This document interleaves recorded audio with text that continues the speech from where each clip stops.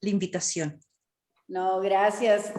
En realidad, iniciando esta importante actividad para presentar el trabajo que se está realizando y se va a seguir realizando, la Secretaría General quiso no solamente dar a conocer el importante esfuerzo que se ha trabajado a través de el intercambio entre 6 unidades académicas del sistema Flaxo, sino esta importante investigación intersedes y esta colaboración intersedes del sistema Flaxo para conocer los efectos de la pandemia generada por la COVID-19 en la población joven de América Latina y el Caribe, específicamente en estos 6 países.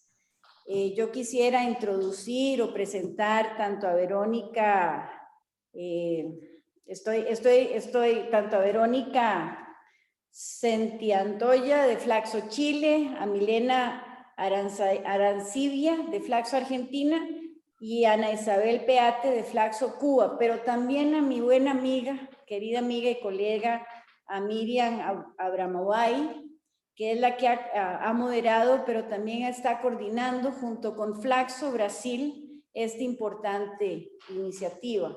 Y creo que lo que hay que rescatar de este trabajo es que va a permitir a los estados en los cuales se está desarrollando contar con insumos fundamentales para posicionar no solamente este tema en la agenda pública de cada uno de los países, sino en el diseño de políticas públicas más conscientes con esta realidad y por tanto más efectivas y más inclusivas, con efectos más positivos en la vida de las personas jóvenes y vulnerables en estos países. Sin más, yo quisiera pedirle a Miriam que nos exponga un poco cómo nos exponga los resultados de este trabajo, cómo se inicia y luego entrar con las panelistas de esta importante iniciativa.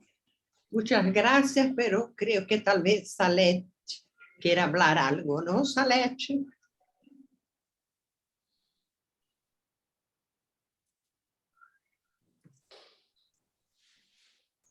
Micrófono. Tienes tapado el micrófono. Sí, está bien. Gracias, Miriam. Bom, buenas noches a todos e a todas que estão nos acompanhando em este momento. Vou falar em português para um seminário internacional, não? E também para que os brasileiros se sintam contemplados em este momento. Então, quero iniciar agradecendo ao trabalho da nossa secretária-geral, Josete Altman, e toda a equipe da nossa secretaria-geral, que fica na Costa Rica. Iniciar também agradecendo e, ao mesmo tempo, parabenizando as sedes que estão participando desse importante trabalho, a sede Argentina, a sede Brasil, sede Chile, Equador, México e Cuba. Registrar aqui o importante esforço, né, da coordenação da Miriam Abramovay e da Marisa Pfefferman, da Flaxo Brasil, e também um esforço incomensurável de todas as pesquisadoras e participantes das sedes das Flaxo, que são Verônica, Milena, Ana Isabel, Ana Paula, Úrsula e Marcos.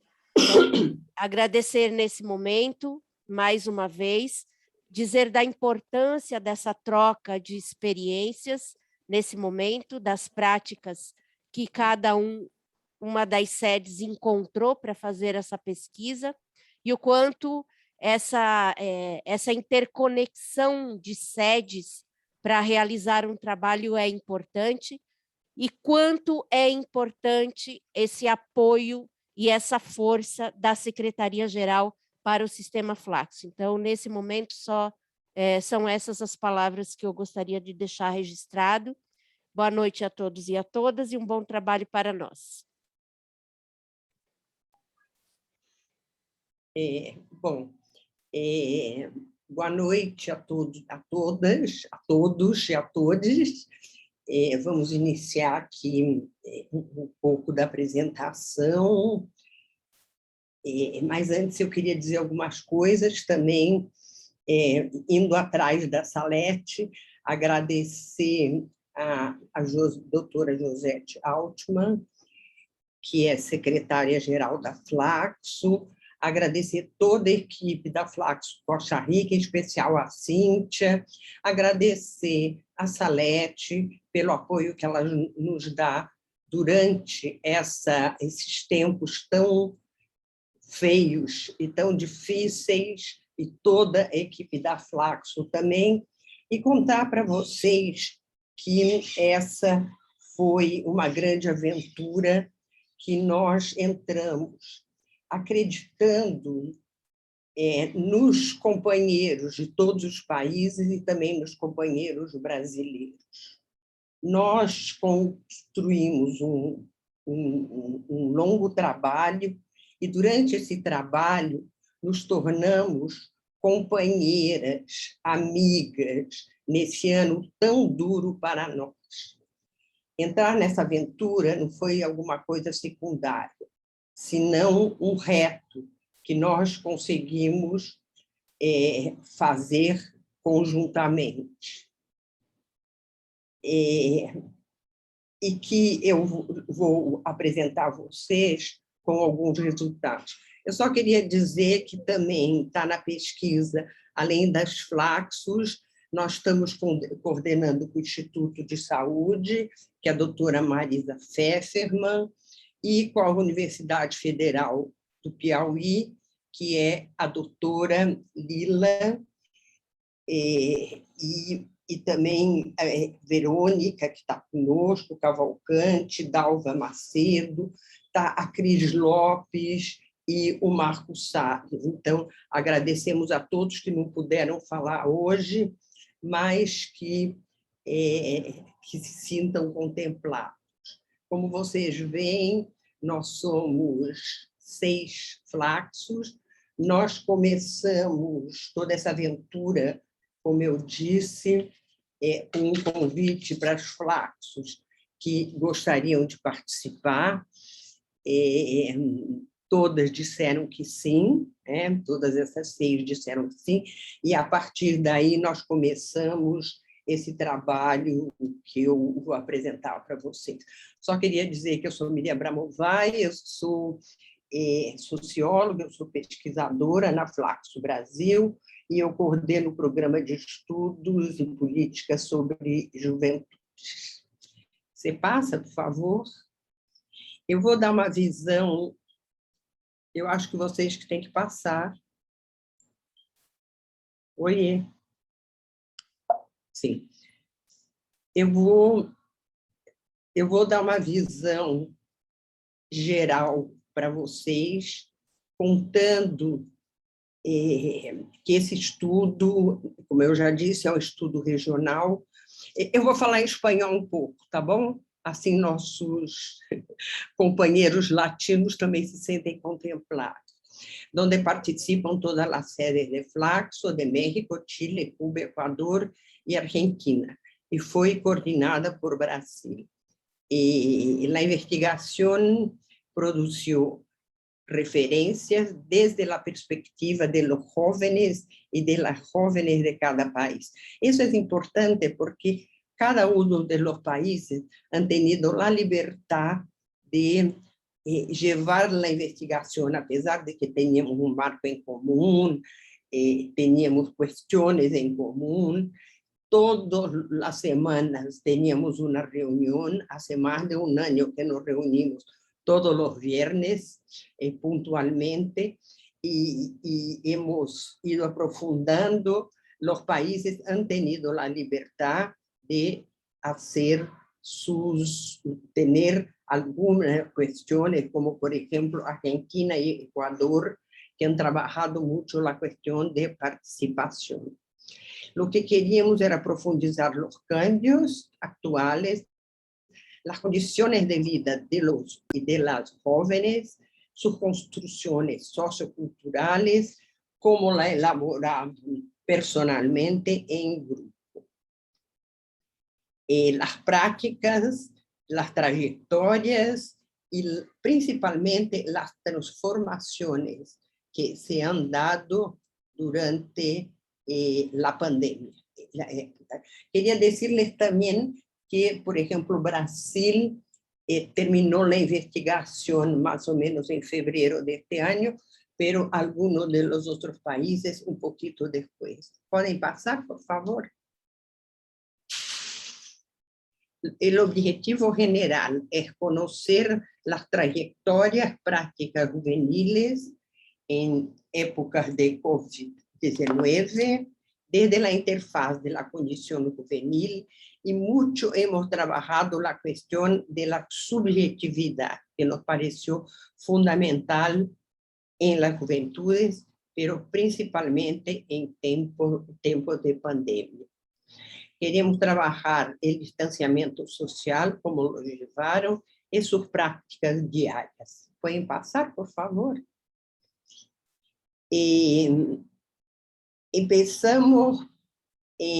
Cuando empezamos a entrevistar los jóvenes y las jóvenes, preguntando, tenemos algunas cuestiones sobre sus condiciones socioeconómicas, y ustedes van a ver en las tablas que ni todos los países lo preguntaron, por distintas razones, pero hay algunas cuestiones que los países no preguntaron. Las prácticas juveniles, las consecuencias de la pandemia, la sociabilidad de los jóvenes, la cuestión del trabajo. Hemos trabajado mucho la cuestión de educación, los valores, y estamos ahora trabajando muy fuerte en la cuestión de las emociones. Queríamos saber cómo los jóvenes se cuidaban y cómo ellos cuidaban de su familia y de las otras personas. Estábamos muy interesados cómo era su cotidiano, el cambio en su cotidiano, y finalmente qué esperaban del futuro. Preguntábamos del país y del futuro para la juventud. ¿Puedes pasar? Iniciamos en marzo de 2020 las primeras conversaciones entre nosotros. Hemos elaborado un proyecto, pasó por Flaxo, pasó por el Consejo de Flaxo, y los otros países han empezado más o menos en junio del mismo año, perdón. La próxima. ¿Cuáles son los ejes centrales de la investigación? El primero eje que permea toda la investigación es la cuestión de la desigualdad social, que como ustedes van a ver por las distintas exposiciones, es una de las principales cuestiones relacionadas a nuestros países, pero principalmente a las juventudes. La producción de trayectorias distintas relacionadas a las clases sociales, a la etnia, a la raza y al género, y cómo eran las formas de resistencia de la condición juvenil. La próxima, por favor. Por lo tanto, teníamos objetivos comunes, como ya les he explicado, pero había singularidades en cada uno de los países que hemos coordinado que así debería ser. La metodología, la próxima, por favor. La metodología es una metodología de bola de nieve. Fue la primera experiencia de muchas de nosotras con investigaciones online, donde buscábamos jóvenes y estos jóvenes nos indicaban otros. Por eso se llama exactamente bola de nieve. Buscamos distintos jóvenes de distintos niveles socioeconómicos, de distintos géneros, de distintas etnias. Buscamos jóvenes en la ciudad y en el espacio rural también. Y hemos obedecido la segmentación etaria de 15 a 19, de 20 a 24, de 25 a 29. Algunos países, por distintas razones, también han entrevistado jóvenes un poco más viejos, digo yo, no empezaron con 15 a 19, pero de 20 a partir de los 20. Sea porque no tenían posibilidad de hablar con estos jóvenes más chicos, pero principalmente porque en algunos países era necesario el permiso de los padres, lo que ya hacer toda esta investigación online nos causaba muchos problemas. Además, ustedes pueden imaginarse lo que sería tener el permiso de los padres. Entonces, ¿qué es lo que hemos hecho? Entrevistas individuales, en grupo, en profundidad, online, en algunos lugares, Cuba, por ejemplo, Ecuador, han podido hacer algunas entrevistas presenciales, fueron entrevistas semiestructuradas. Algunos países como Ecuador y mismo Cuba hicieron grupos focales, y Argentina hizo un video documental sobre barrios, organizaciones, pares, realizado por investigadores jóvenes. Ellos hacían videos sobre ellos mismos, después ustedes van a escuchar a Milena. Bueno, lo que investigamos eran los datos sociodemográficos y económicos, sexo, edad, pertenencia a pueblos originarios, migrantes, estado civil, ciudad, sector de procedencia, religión, estudio, trabajo, raza, etnia, etc. Expectativas de transformaciones antes de la pandemia, cómo era su vida antes de la pandemia, durante la pandemia, la sociabilidad, cómo fue o cómo no fue, cómo fue la relación con la familia. Han podido estudiar, han podido conectarse para seguir sus estudios, la cuestión del trabajo y los aspectos de las emociones que ya les hablé un poco antes. Las expectativas de transformaciones post-pandemia, cómo sería su vida personal en 5 años y cómo sería la vida del país en que vivían en 5 años más. Queríamos saber también los aprendizajes, los miedos y lo que querían hacer post-pandemia todos estos jóvenes. El próximo, yo no sé cuánto tiempo tengo, porque creo que me pasé. Bueno, ¿cómo estamos ahora? Tenemos, ustedes van a ver que tenemos como productos intermedios presentaciones en las diferentes sedes de Flaxos, con avances de la investigación. Ya tenemos algunos artículos en revistas indexadas, tenemos capítulos en libros, hemos hecho una ponencia en el Congreso de LASA, y ahora vamos a tener una publicación de artículos que nos va a sostener Flaxo Brasil y Flaxo Chile en conjunto. Y también cuadernos Flaxo, y siempre estamos explotando otras posibilidades. La próxima.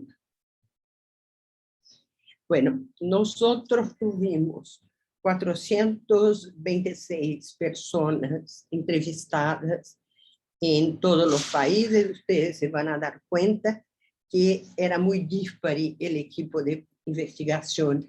En Brasil teníamos un grupo muy grande, igual que en Cuba, por eso es obvio que tenemos mucho más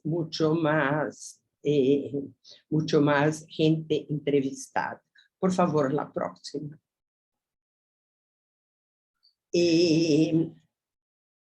Sobre sexo, tenemos más o menos, no fue muy distinto los chicos de las chicas, pero de vuelta, como tenemos más entrevistas en Brasil, por ejemplo, que fue más o menos igual en proporción.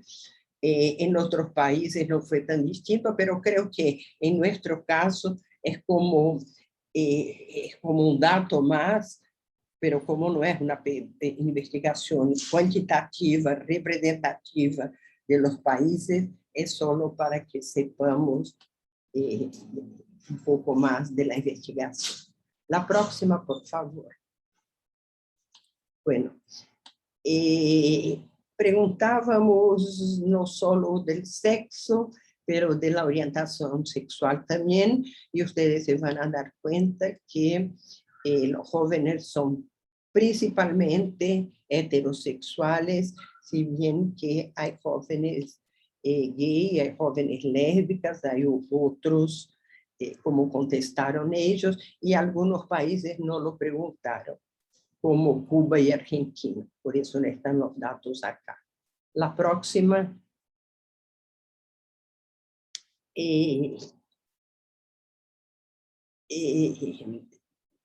Con relación a la edad, como ya les dije, algunos países han entrevistado jóvenes desde los 15 años, pero otros países muy poco, como Chile y Ecuador también, ¿no?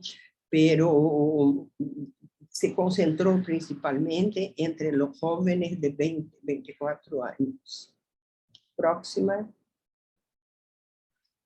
Bueno, sobre el color, la raza, tenemos en Argentina, tenemos en Brasil, que son principalmente mestizos y negros, ¿no? Menos blancos que mestizos de negros. En Chile son todos blancos. En México casi más todos mestizos, así como en Ecuador. Y también me llama la atención que en Cuba ellos se dicen más blancos que mestizos y negros. La próxima. Bueno, preguntamos sobre la situación escolar y laboral y hemos visto que muchos de los jóvenes estudian, muchos de los jóvenes no estudian y no trabajan, pero no utilizamos la categoría niños.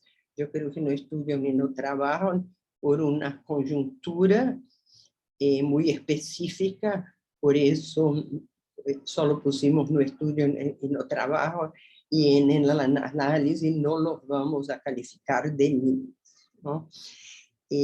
Muchos de ellos trabajan también en este momento, y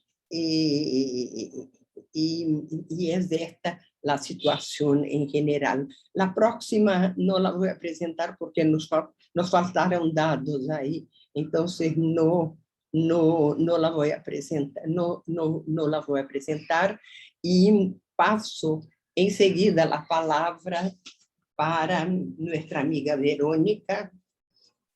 Verónica Zenita-Goya Gaim es antropóloga, investigadora de Flaxo, Chile, y docente. Trabaja en la formulación e implementación de proyectos y es la coordinadora en Chile de nuestra investigación. Tienes la palabra, Vero.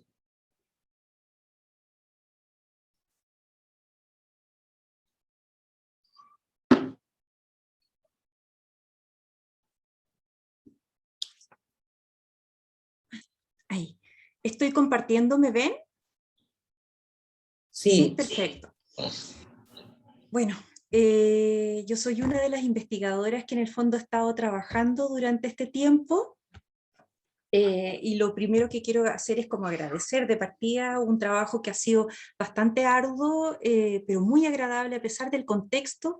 Entonces agradecer a Flaxo Brasil, a Salete, a Miriam, que nos invitaron en esta aventura que realmente significaba poder trabajar con los jóvenes en las condiciones que estábamos entrando. Nosotros mantuvimos elementos muy semejantes en términos de objetivos con respecto a Flaxo Brasil, hicimos una aproximación que fuera desde el punto de vista cualitativo, con un análisis asistido por el software Atlas-T. La muestra fue estructural en base a un perfil, y el registro cualitativo que obtuvimos se logró a través de entrevistas en profundidad online y presencial, manteniendo las consideraciones éticas a pesar de los problemas que teníamos por estar trabajando online. Por medio de la ola de nieve, nosotros fuimos uno de los países que en el fondo tomó, no desde los 15 años las juventudes, sino que desde los 18 años hicimos otra segmentación. La idea era poder tener jóvenes que no tuvieran que pedir permiso a sus padres para poder participar, y que pudieran participar también solos, sin necesidad de estar presentes los padres durante la entrevista. Uno de los elementos que a nosotros nos pareció muy importante tenía que ver, y que Brasil nos dijo que era bienvenido, y así lo sentimos con los otros países también, era nosotros partir un poco antes que el proceso de la pandemia, porque había todo un contexto sociopolítico en el cual Chile estaba inmerso al momento de empezar la pandemia en marzo del 2020. Había existido un estallido social en octubre del año 2019, que nos tenía en un estado de emergencia, donde efectivamente habíamos tenido como una ruptura, un quiebre en las condiciones de vida de los chilenos, que había sido tremendamente importante. Iniciado por los jóvenes de Chile, lo que es un elemento que para nosotros es central, se logró a través de una serie de acciones que algunos catalogaron de violentas, pero sin embargo respondían a una serie de demandas que no solamente tenían los jóvenes, sino que también tenía toda la sociedad chilena. De hecho, ellos propiciaron este estallido saltándose la fila del metro, pero en realidad fue toda la sociedad chilena la que también se plegó, y fue una gran marcha nacional, y los jóvenes lograron algo impensable en 30 años de democracia, que era poder lograr sacar la Constitución de 1980, que fue realizada en dictadura. Y se plantea y se hace un acuerdo para poder tener un plebiscito a partir de abril. Pero eso no significó que las protestas, las manifestaciones callejeras, etcétera, cambiaran al momento de que parte todo este contexto en que la OMS declara que estamos en estado de pandemia por COVID-19, en el que empieza una serie de confinamientos y medidas de excepción que finalmente dejan en suspenso los derechos de los jóvenes, tanto en su ámbito privado como público, y del resto de la ciudadanía también, sino que se junta un poco más. Piensen que desde octubre nosotros ya teníamos estado de emergencia, ya teníamos los jóvenes no habían terminado, por ejemplo, los que estaban en trayectorias educativas, sus colegios o escuelas durante el 2019, sino que se les adelantó el término o siguieron en modalidad online. Entonces, cuando parte todo esto en marzo, en cierta medida nosotros ya llevábamos 5 meses de una situación que se venía como a continuar en términos de confinamiento y de suspensión de los derechos a partir de la pandemia. Aquí tienen varios elementos que puse de contexto, en el fondo que la misma forma de trabajar la pandemia por parte del gobierno central también mostró cómo se iba profundizando cada vez más las desigualdades que existían en la sociedad chilena, y cómo no se entendió, a pesar del estallido social, la profundidad de esa desigualdad y de la situación de muchos chilenos aquí en el país. Nosotros llegamos al 2021, ya llevamos, en un mes más vamos a cumplir 2 años en esta situación. Llegamos un 2021 tratando de entrar en una cierta normalidad, con un proceso vacunatorio bastante exitoso, y finalmente nos encontramos con una nueva ola que nos tiene una vez más al 90% del país en confinamiento total. O sea, no podíamos salir ningún día de la semana a menos que tuviéramos un permiso especial. Vino esa ola con mucho mayor fuerza que el año anterior, por lo tanto se volvieron a mantener una serie de medidas. Sin embargo, se siguió el contexto sociopolítico avanzando en ciertos acuerdos que se habían tomado, y si bien se prolongaron un poco en el tiempo, finalmente nosotros pudimos tener el plebiscito en el 2020, a pesar de la situación en la que estábamos, y se votó, un 80% votó que tuviéramos un cambio en la Constitución y que fuera a través de una asamblea constituyente. Y esa asamblea en el 2021 se eligió y ya está operando, con dificultades, con problemas, pero está operando. Y en este minuto estamos en una situación en que nosotros mañana partimos las fiestas patrias acá en Chile, pero que hemos ido bajando, y por primera vez esta semana se tuvo un día en que no hubo ninguna muerte registrada. Ese es un contexto que muy rápido, ojalá hubiera podido ir como detallando ciertos elementos que me parecen como muy importantes y que van dando cuenta de por qué estamos en la situación que estamos. Y al igual que el resto de los países, también obtuvimos mucha información de muchas partes. Tuvimos información que tenía que ver con respecto al ámbito educacional de los jóvenes, de trabajo, de sociabilidad, etc. Pudimos recorrer un espectro muy importante de lo que era la vida cotidiana de los jóvenes. Sin embargo, lo que Chile tenía diferente y que lo hacía irse 5 meses más atrás en términos de confinamiento, de dificultad para poder trabajar, para poder estudiar, lo quisimos presentar también por las particularidades de que fueron los jóvenes quienes iniciaron esto. Entonces tenemos que la revuelta de octubre 18 del 2019 es como el centro y va configurando una serie de relaciones que se mantienen hasta hoy día y que son categorías que los jóvenes fueron sacando, aun cuando lo que estábamos trabajando fundamentalmente era la pandemia. Y en ese sentido, si vamos a las categorías que se fueron delimitando, antes del estallido, los entrevistados muestran que están en realidad en una situación muy centrada en sí mismo, con la familia, amigos, salir, trabajar, pero sin embargo se sentía en Chile ya un ambiente tenso que hacía pensar de que algo iba a venir. No al nivel que llegó, no al nivel de ruptura institucional, pero sí o de quiebre con la institución tradicional, pero sí se sabía que había una inequidad que no aguantaba más. Y esa inequidad, en el fondo, para algunos era una mirada teórica sobre lo que estaba pasando en Chile, en el que un 50% realmente de la población tenía condiciones muy de una vulnerabilidad muy grande para poder vivir, realmente cualquier cosa caen en pobreza automáticamente, y no les alcanza de acuerdo al costo de la vida acá en Chile para poder pasar el mes. Pero para otros, sin embargo, como la última mujer que habla ahí, era una situación que era parte de su cotidianidad. Y por eso ella dice, mi papá no murió de cáncer renal, sino que murió de pobre, por la atención que recibió durante todo el tiempo, que demostró que el sistema de salud, por ejemplo, no estaba funcionando para un sector importante de la población. El estallido social se concibe como una reacción a la situación país, a una situación país que es desigual en oportunidades y derechos. En el fondo los jóvenes dicen que ellos están reaccionando ante la violencia estructural, ante una deuda del crédito educativo, una promesa fallida de un progreso y una igualdad que a ellos nunca les ha llegado y que a una parte importante de la población tampoco les llegó. Por lo tanto, ellos desde el 2006 a la fecha, yo diría que un poco antes, 2001, ya hubo ciertas manifestaciones con los estudiantes. El 2006 viene la revolución pingüina por el uniforme de los escolares acá en Chile, que pedía mejoras en la educación, mejoras de calidad de educación, pero en este minuto vino una revuelta que tenía que ver mucho más con la educación, tenía que ver con las condiciones de vida desiguales de la población.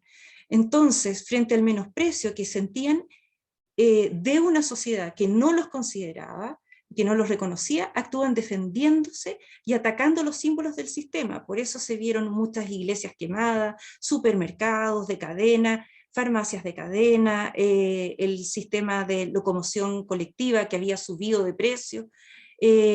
Finalmente fue un ataque a ciertos símbolos que hablaban de un progreso y de un desarrollo que no les había llegado. Los jóvenes, en cuanto a la participación ciudadana, son bastante complejos, porque no ven la democracia como un sistema de gobierno preferible, sino que ellos encuentran que es más bien un modelo de gobierno burocrático que funciona muy bien a los intereses de algunos, y no necesariamente a los intereses de toda la población.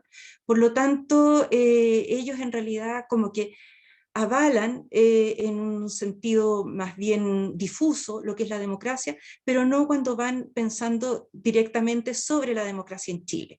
Sin embargo, ante ideales comunes, ellos son capaces de activarse y hacen uso de los medios tradicionales, como por ejemplo fue la participación del voto en el plebiscito, en que cambiaron la configuración que teníamos en ese minuto de lo que eran los poderes de izquierda y derecha dentro del país.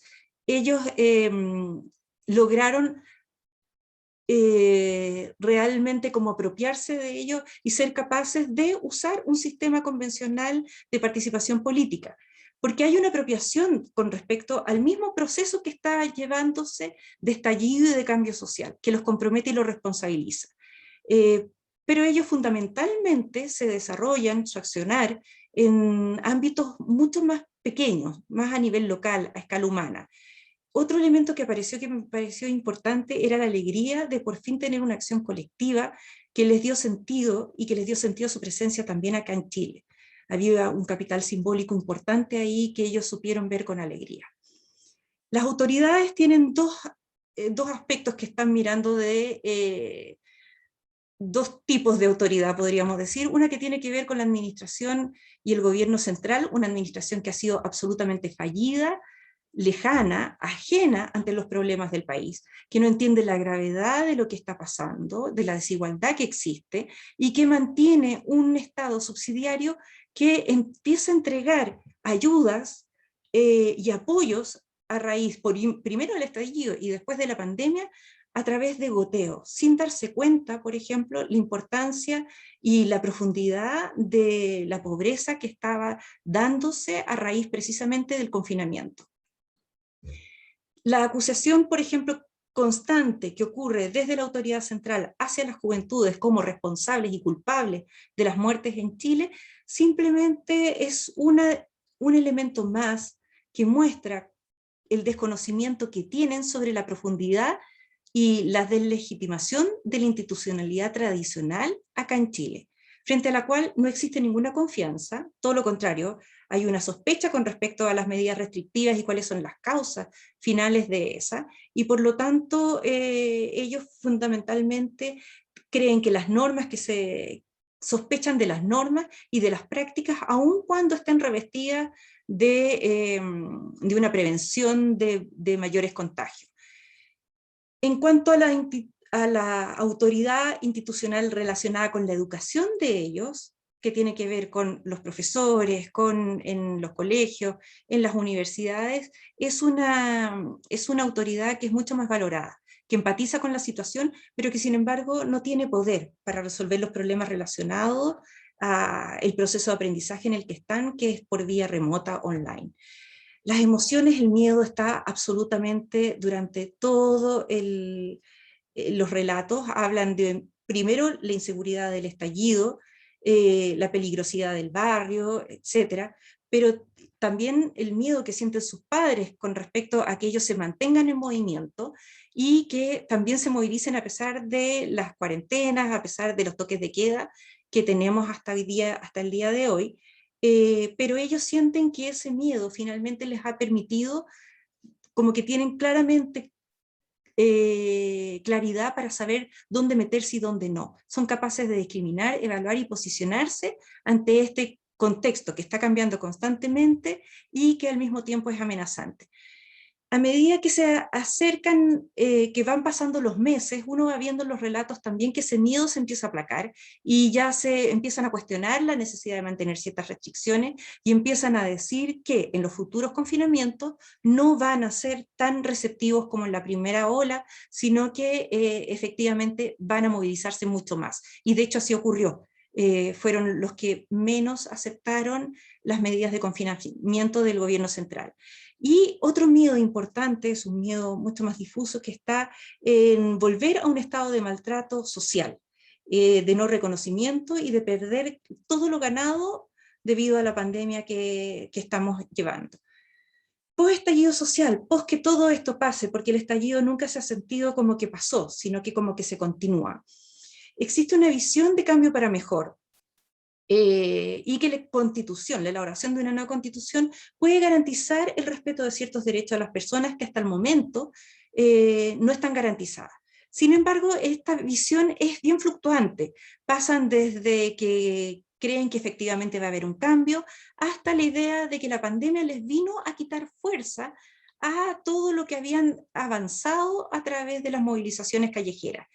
El proceso pandémico con las medidas restrictivas, fundamentalmente confinamiento, ha conspirado para que no se pueda seguir trabajando los temas y las demandas sociales que hasta el momento existían, y llevando a todos de nuevo a su burbuja.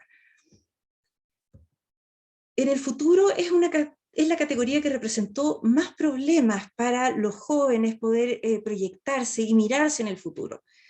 Ellos validaron el voto y todo lo que con ellos se puede lograr. Están súper claros, tienen muy claro que ellos han logrado un cambio que la política tradicional no logró en 30 años.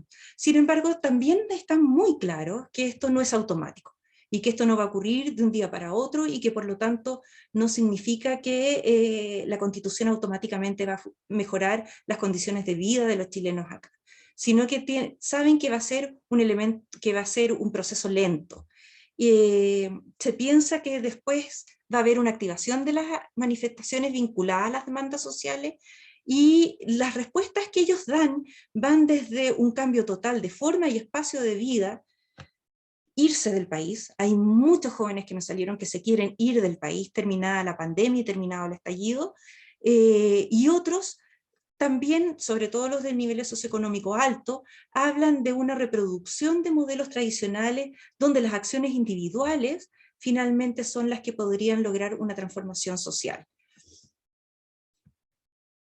Finalmente, lo que les quiero contar es que las juventudes estaban bastante claras con respecto a que ellos constituyen un segmento etario que finalmente se ve como un peso, por la moratoria social, por ser inestables, por ser inconstantes, que tienen una serie de categorías y etiquetas que finalmente los transforman en una especie como de carga social, y que existe un agravio, podríamos decir, porque yo lo tomo desde una perspectiva jonetiana, un agravio moral y una reificación intersubjetiva, finalmente una cosificación de estas juventudes, que es un concepto bastante nuevo dentro de lo que es la historia de la sociedad, y que así los pilla este estallido y esta pandemia, donde las subjetividades y las experiencias están construidas a partir de ese menosprecio en el que están inmersos. Sin embargo, la revuelta social, que ya lleva casi 2 años, ha permitido que la organización de ellos y los cambios que han logrado a través de esa organización, cambiando, por ejemplo, y haciendo incidencia pública y alterando la agenda del gobierno, hayan ido transitando a una búsqueda sobre reconocimiento, sobre todo en la esfera del derecho y la solidaridad. Y por lo tanto las subjetividades en cuanto a una identidad como grupo se ha ido configurando. También la confianza, sobre todo particularizada, que es en base a la experiencia y no la generalizada. Ir ocupando los espacios que van encontrando a través de las redes que ellos tienen a nivel local y las tecnologías para las convocatorias que les han permitido una participación ciudadana mucho más en lo político que en la política partidista. en el fondo ellos son capaces de activarse ante ideales comunes, ante causas comunes y mostrar y representar también un malestar social que es generalizado. Y por último, les quería decir que en el fondo esta triada que aquí les presento solo para trabajar la participación social, que está compuesta por un lado por el contexto en el que se desarrolla, tanto temporal como el contexto histórico y el contexto social y el contexto pandémico.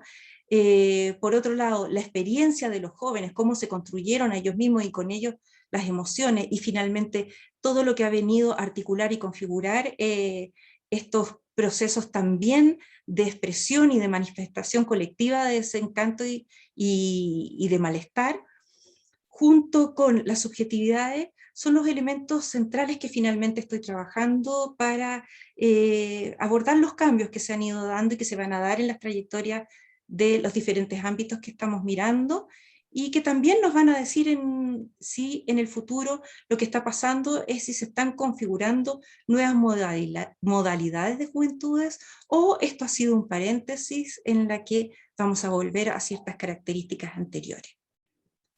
Eso es lo que tenía que decirles. Muchas gracias. Verónica, muchas gracias. Vamos a pasar la palabra ahora para Milena Aracibia. Milena es del programa Investigaciones de Juventud de Flaxo, es la coordinadora de la investigación en Argentina. Hay 2 personas más trabajando con ella. Es doctora en Ciencias Sociales por la UBA. Con la palabra, Milena.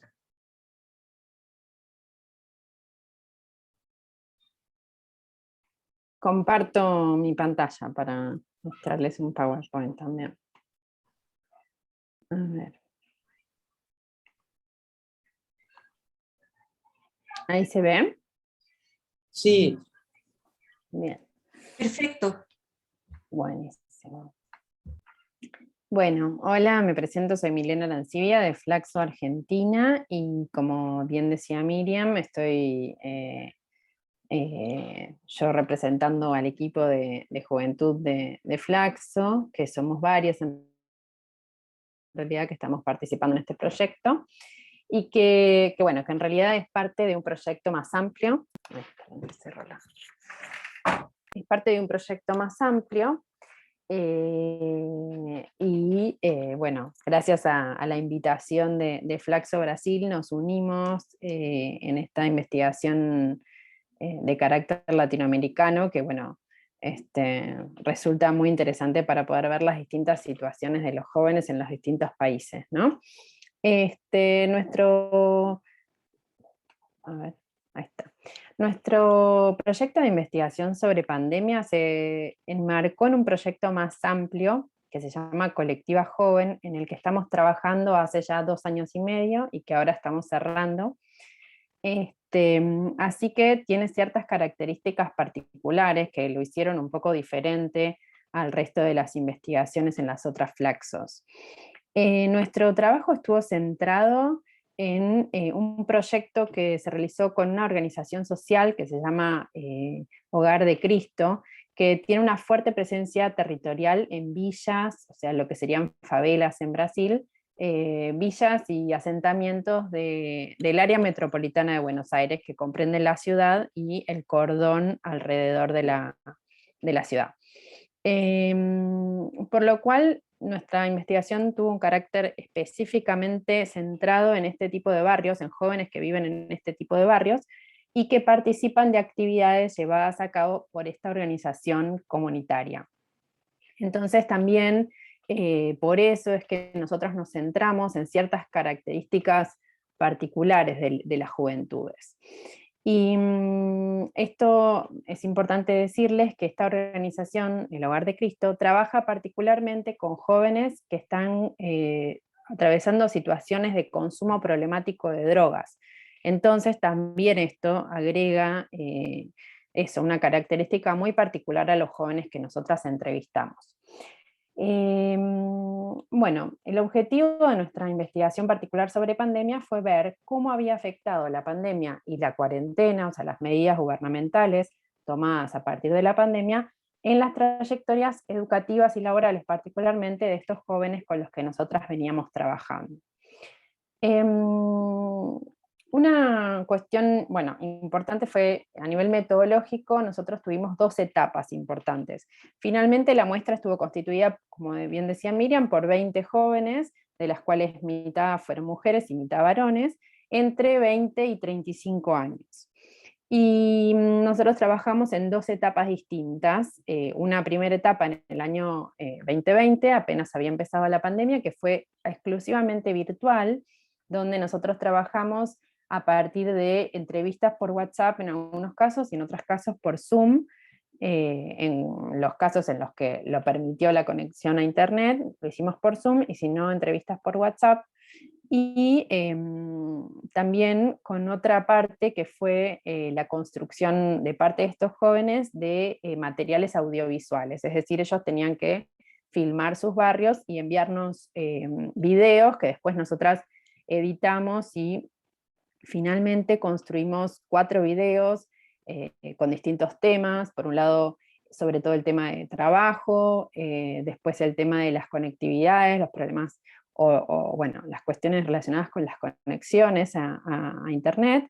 Por otro lado, los acompañamientos que habían tenido estos jóvenes durante la pandemia y que estaban teniendo, y los que ellos mismos hacían con otros jóvenes, porque bueno, recuerden que estos son jóvenes que participan de una organización social que tiene distintas actividades en los barrios. Y por último, ¿qué recursos habían utilizado para atravesar la situación de crisis económica? Bueno, estos videos después los podemos compartir para que todos los vean. Esa fue una primera etapa, y en esta primera etapa nosotros trabajamos con lo que llamamos investigadores pares, que eran jóvenes con los que nosotras veníamos trabajando ya el año anterior en investigaciones previas, que nosotros los habíamos capacitado a ellos para poder realizar entrevistas a otros jóvenes, pero en este caso, en el 2020, los contactamos para que ellos mismos pudieran contarnos sobre la situación de los jóvenes en sus propios barrios, que ellos eran de distintos barrios.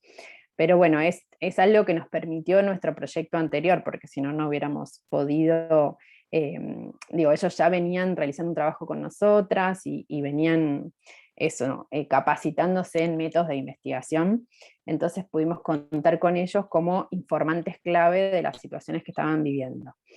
Y después la segunda etapa, ya en otra etapa de las medidas gubernamentales, porque en marzo del 2020 la situación era de aislamiento total, o sea, nadie podía circular cuando se realizó esa primera etapa de la investigación, y la segunda etapa de la investigación fue en abril-mayo del 2021, donde la situación era de DISPO, que es distanciamiento social obligatorio, que permitía mucha mayor movilidad.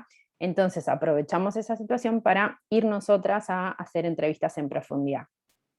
Así que lo que quería contarles hoy es un poco un análisis preliminar de ambos campos, como para empezar a contarles un poco los resultados. Y principalmente nosotras, bueno, como contaba Vero, nosotros también veníamos trabajando con las trayectorias previas de estos jóvenes, porque justamente veníamos realizando un proyecto de investigación sobre estas trayectorias. Y entonces lo que quisimos ver particularmente fue cómo impactaba la cuarentena y la pandemia en general en esas trayectorias que veníamos analizando como trayectorias rotas, donde estas jóvenes y estos jóvenes pasaban periodos muy largos de inactividad y tenían muchas dificultades para insertarse en el mercado laboral y para poder continuar estudios. Entonces, bueno, como una primera cuestión que surgió como algo muy importante, fue la cuestión de la imposibilidad de continuar con los estudios que estos chicos estaban realizando. En algunos casos era para terminar el secundario, pero en otros casos era para cursos de formación profesional, y que, bueno, se puso en evidencia la cuestión, la visibilización de la brecha digital, pero también la profundización de las consecuencias en las continuidades educativas que ellos tuvieron, porque no tenían acceso a Internet en muchos casos, y no tenían, bueno, no había la disponibilidad de dispositivos en sus hogares para poder conectarse y continuar las clases. Y por otro lado, la cuestión de las herramientas digitales, ¿no? De las herramientas tecnológicas, porque, por ejemplo, nos contaban que les resultaba muy difícil poder continuar, o sea, poder comprender lo que el profesor decía a través del teléfono, por ejemplo, o, bueno, eso, en muchos casos no podían ellos mismos realizar sus cursos porque tenían que prestarles el celular a sus hijos, que tenían que asistir a la escuela o hacer tareas de la escuela a través de sus celulares. Entonces, al final terminaban cediendo el espacio por ahí para los chicos que eran los más afectados, entonces no tenían tanta disponibilidad para poder continuar ellos sus estudios y resignaban sus propios trayectos educativos. Y después, por otro lado, la cuestión de los trabajos, bueno, ellos y ellas, en general, lo que mayormente manifestaban era la imposibilidad de continuar con trabajos con changas y los tipos de trabajos a los que ellos accedían por el aislamiento, que no podían circular por la ciudad, entonces muchos de ellos perdieron sus trabajos. Y en el caso de las mujeres, lo que sucedía era que ellas no tenían con quién dejar a sus hijos, porque bueno, tenían que mantenerse en sus hogares y no podían dejar a sus hijos con nadie, porque claramente estaban las escuelas cerradas, y eso, el mayor impacto de los trabajos de cuidado en las mujeres generó también una profundización de la desigualdad entre las mujeres y los varones jóvenes, ¿no? Después, por otro lado, nosotras, bueno, un poco analizábamos, bueno, cuáles eran las estrategias de estas chicas y estos chicos para enfrentar esta cuestión de la falta de ingresos, ¿no?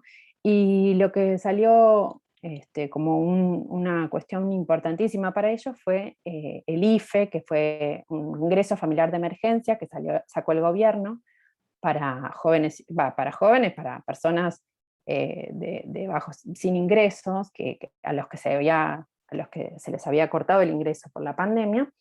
Entonces, eso fue un recurso muy importante que nombraron los jóvenes, y al mismo tiempo también otras estrategias que a nivel familiar, por ejemplo, mucho lo que salió es las comidas que hacían en las casas y salían a vender a la calle, o el cartoneo, que también es una estrategia muy común entre estos jóvenes, pero como algo que otros que por ahí estaban realizando otros trabajos tuvieron que pasarse a cartonear, que tiene que ver con el reciclaje de la basura, ¿no? Es algo bastante común acá, pero que lo que nos contaban era que más jóvenes tenían que recurrir al cartoneo. Y otra de las cuestiones que salió mucho tuvo que ver con las mudanzas por dificultades para mantener los alquileres. Entonces, en muchos casos los jóvenes nos contaron que tuvieron que realizar movimientos habitacionales volviendo a la casa de los padres. Después, por otro lado, bueno, la cuestión de los permisos y el cierre de la actividad nocturna también les dificultaba a ellos poder salir a hacer, por ejemplo, el cuidado de autos es algo muy común también entre estos jóvenes, pero que no podían realizarlo porque como no había actividad en las calles, no había circulación de autos.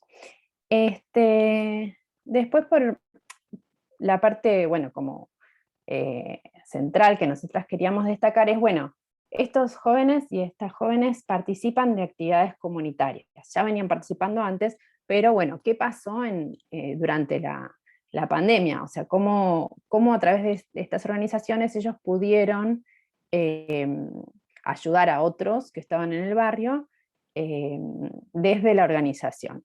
Y bueno, lo que surgió fue la cuestión de, por ejemplo, a partir de las organizaciones, cómo salieron a resolver cuestiones relacionadas con los alimentos. Por ejemplo, ellos conseguían alimentos o conseguían de distintos programas sociales que repartían después entre las personas del barrio. Y no solo eso, sino también consiguieron en muchos casos computadoras que lo que hacían era repartirse entre los vecinos de a tiempos cada uno, que usaban para poder realizar las tareas de la escuela o para poder continuar estudios. Y por otro lado nos contaron también cómo trataban de sostener a las distintas personas con distintas problemáticas, pero bueno, cómo ellos participaron de distintas maneras ayudando a otras personas del barrio. Y por último, bueno, un poco esta cuestión de poder reflexionar sobre ellos mismos, qué lugar tuvieron para enfrentar la crisis, y cómo ante una situación tan difícil estos jóvenes pudieron, a través de las organizaciones donde ellos mismos trabajaban, bueno, participar para ayudarse entre ellos y para poder atravesar esta situación tan difícil de falta de trabajo, ¿no? Así que bueno, un poco esos son los primeros resultados.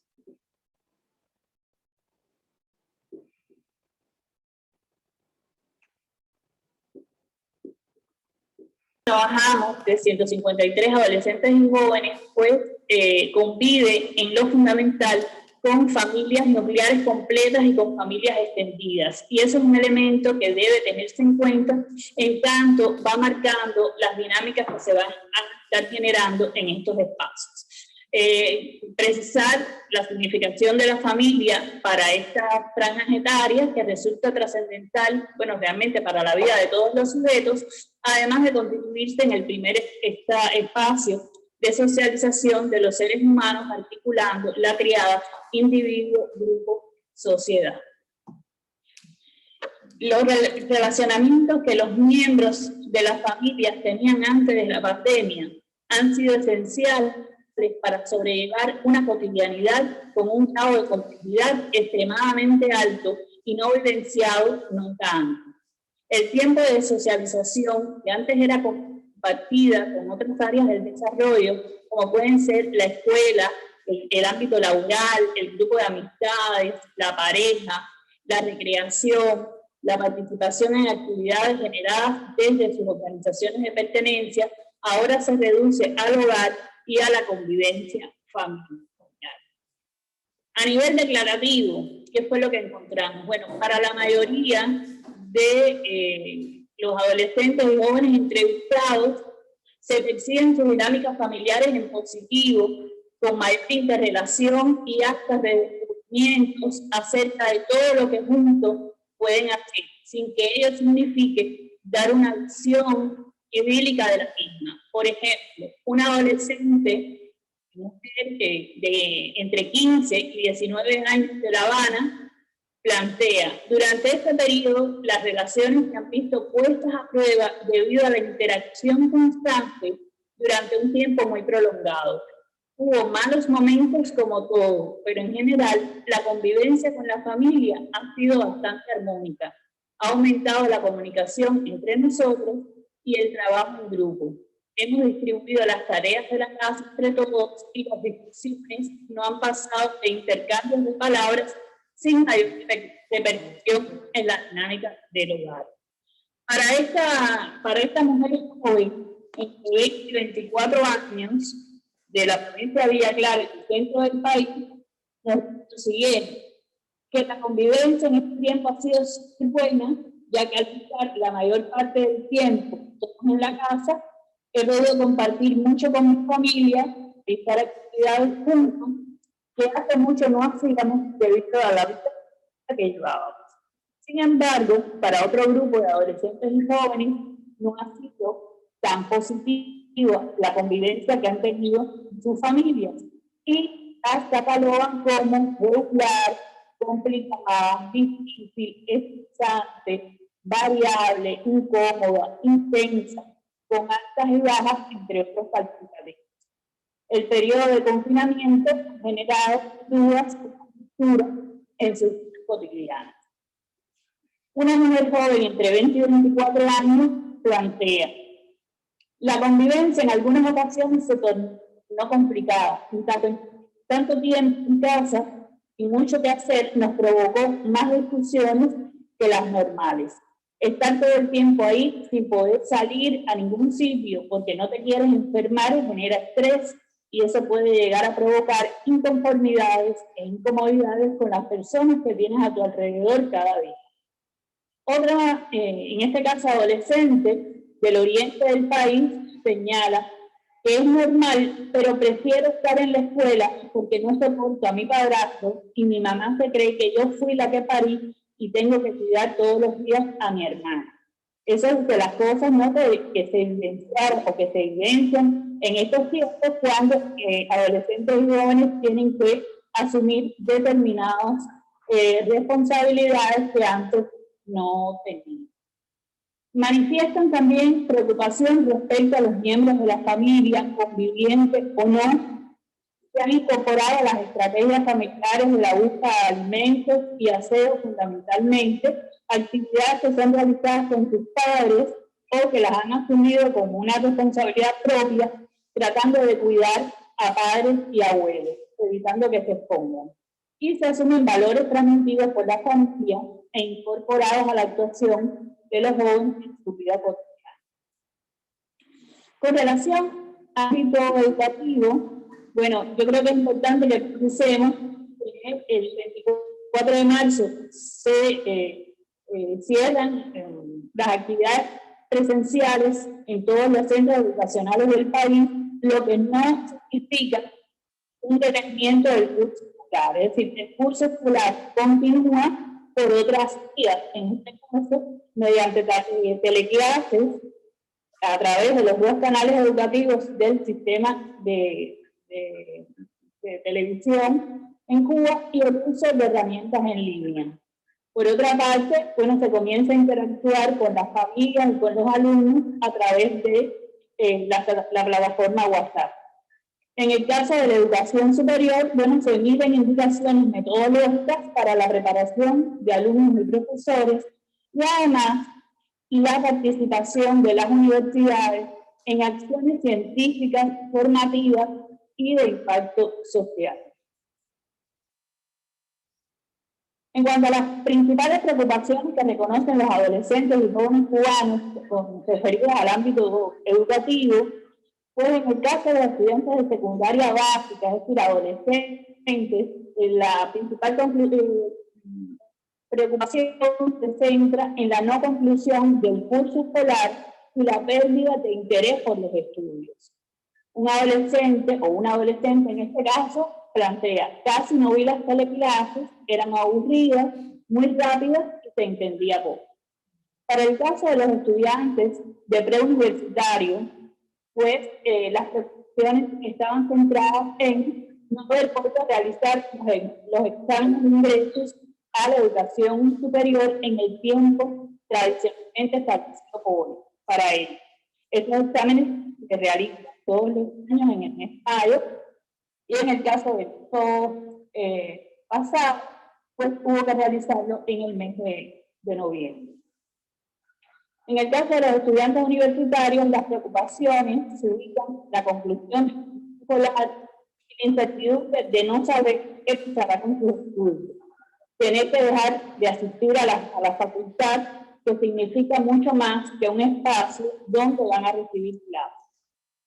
La posposición de la defensa de su tesis de licenciatura y su graduación como profesionales, que como otra consecuencia trae la dilación del proceso de inserción laboral y la concreción de otros proyectos de vida también importantes para los jóvenes. Por ejemplo, una estudiante universitaria, 21 años, de la Universidad de La Habana, decía: lo más duro fue saber que no podía ir más a la facultad.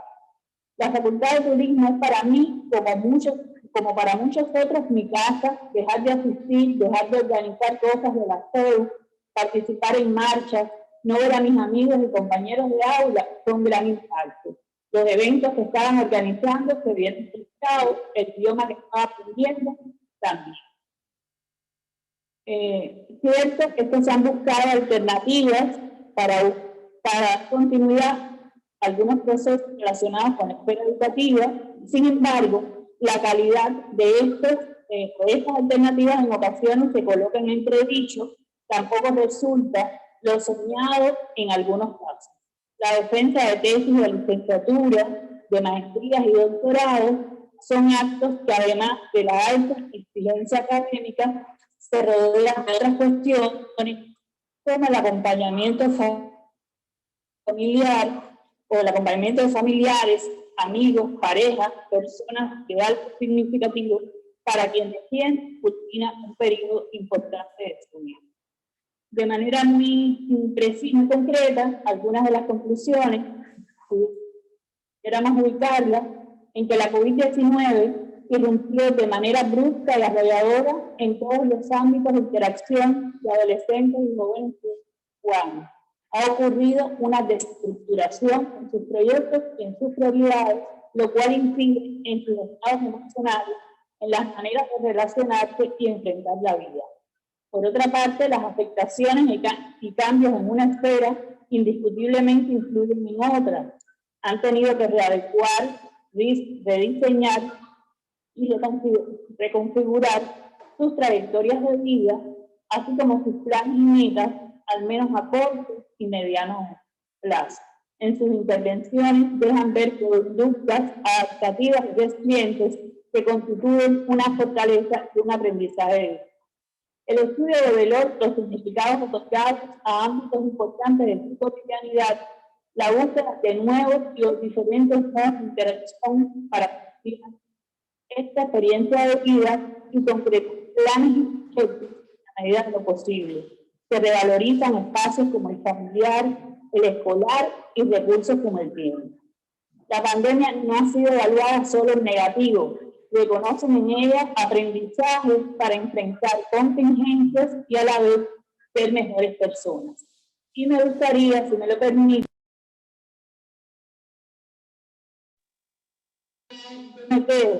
en los grupos focales nosotros preguntamos acerca de qué cerrarían de la pandemia y con qué se quedarían de ella. Tomé a modo de ejemplo 4 intervenciones de las cosas que se quedarían.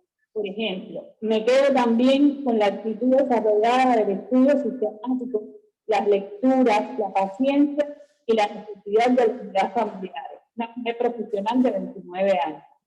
Me quedo con las publicaciones científicas logradas, me quedo con los buenos momentos con mi familia, me quedo con el nivel de superación profesional y personal, me quedo con los lazos fortalecidos durante este tiempo, me quedo con el cambio que he dado como persona, una estudiante de 21 años. Con el tiempo me quedo, con el tiempo dedicado a mis seres queridos y los buenos momentos y logros por encima de todo obtuve. Cerraría para siempre los 2 metros de distancia. Una estudiante universitaria de 19 años.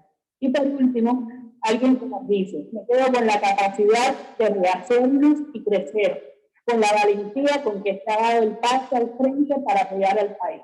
Un joven o una joven de 22 años estudiante. Muchas gracias.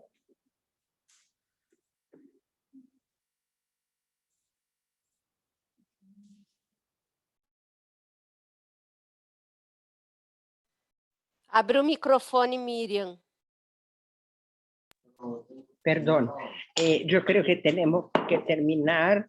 Quería agradecer a Verónica, a Milena, a Ana Isabel, a Flaxo Brasil, a Flaxo Costa Rica, a Cintia, muchas gracias.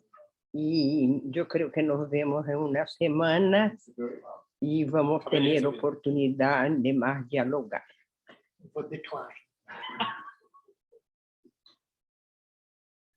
Cintia. Muchísimas gracias, Miriam. Y aquí en Secretaría General lo que tenemos que decir es muchas felicidades, muchas felicitaciones a este equipo de importantes investigadoras y sobre una investigación novedosa que va a ser punta de lanza en lo que son políticas públicas de inclusión a grupos vulnerables en la región de América Latina y el Caribe. Yo quisiera darle la palabra a Cintia también, que ha estado acompañándonos como coordinadora académica regional, para que se despida también de ustedes y comparta sus opiniones. Doña Cintia, muchísimas gracias. No, gracias a ustedes. Nos han preguntado también en las redes sociales y en Zoom sobre la publicación de los artículos, de más o menos para cuándo van a estar, cuál va a ser el acceso también a las mismas publicaciones, para ver si nos podrían ayudar con las respuestas. Sí, vamos a publicar, no tenemos una fecha concreta, pero esperamos terminar los artículos lo más rápido posible, a ver si conseguimos publicar, publicar el libro y publicar también en los cuadernos Flaxo hasta el final del año. Esto lo esperamos. Y queríamos también decirles que esperamos que ustedes nos apoyen en las publicaciones, esperamos que ustedes nos apoyen en la idea de la próxima investigación, porque así podemos, ya sabemos que podemos contar con todos los países que están acá, pero nos encantaría poder ampliar este apoyo y tener otros países. Yo les agradezco mucho y nos vemos el 23. Nos vemos de hoy en 8. Nos vemos, chao, nos vemos de hoy en 8. Que estén muy bien. Gusto de verlas. Chao, muchas gracias a todas. Buenas noches a todos. Buenas Buenas noches, un gusto. Que estén bien. Boa noite. Chao, chao. Tchau, tchau. Chao.